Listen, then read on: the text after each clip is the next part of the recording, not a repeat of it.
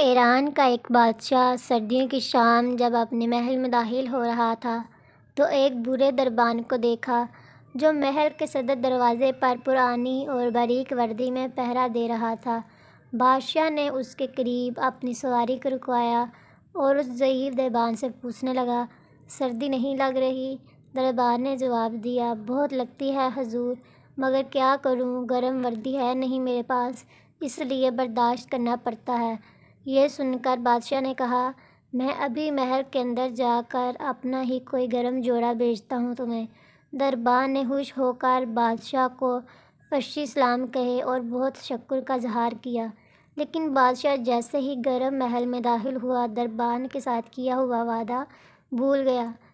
صبح دروازے پر اس بوڑھے دربان کی اکڑی ہوئی لاش ملی اور قریب ہی مٹی پر اس کی یخ بستہ انگلیوں سے لکھی گئی یہ تحریر بھی، بادشاہ سلامت، میں کئی سالوں سے سردیوں میں اسی نازک وردی میں دربانی کر رہا تھا، مگر کل رات آپ کے گرم لباس کے وعدے نے میری جان ہی نکال دی۔ دوستو، سہارے انسان کو کھوکھلا کر دیتے ہیں، اسی طرح امیدیں بھی کمزور کر دیتی ہیں۔ اپنی طاقت کے بل بوتے پر جینا شروع کیجیے اور سہاروں کی بساکھیاں پھینک کر اپنی طاقت کو آزمائیے۔